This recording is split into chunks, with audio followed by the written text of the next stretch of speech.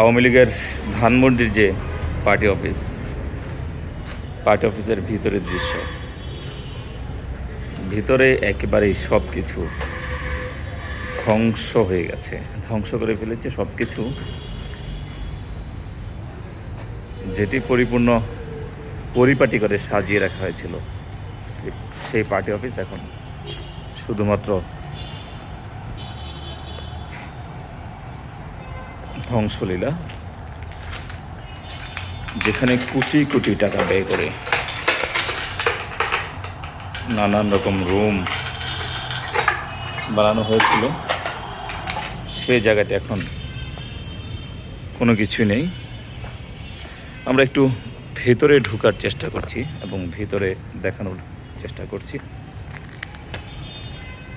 যে জায়গাটির মধ্যে আওয়ামী লীগের নেতাকর্মী যারা, তারা নিয়মিত ব্রিফ করতেন, যেখানে থাকতেন, আসলে সেখানে এখনও ধোঁয়া উঠছে, ভিতরে একেবারে অন্ধকার, কোনো কিছুই নেই।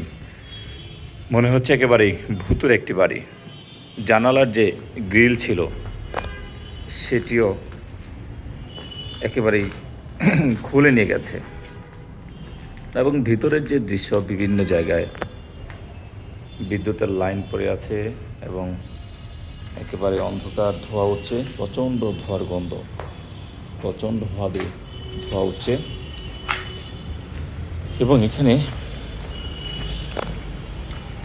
কোথাও কোনো আওয়ামী লীগের যে চিহ্ন সেটিও নেই, একেবারে ধুলোই মিশিয়ে দিয়েছে।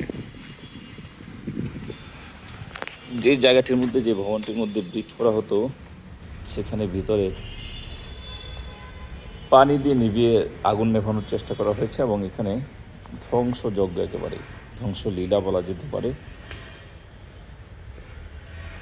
গতকাল আওয়ামী লীগের সভানেত্রী শেখ হাসিনা দেশ ছেড়ে পালিয়ে যাওয়ার পর এমনভাবেই আওয়ামী লীগের পার্টি অফিসের অবস্থা বানানো হয়েছে,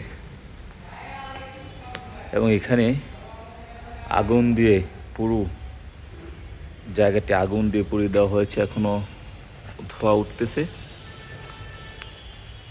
কোথাও কোনো কিছু নেই, কোথাও কোনো অংশ আর বাকি নেই। প্রতিটি জায়গায়, প্রতিটি ফ্লোরে, প্রত্যেকটি রুমের মধ্যে কোথাও কোনো আর চিহ্ন নেই।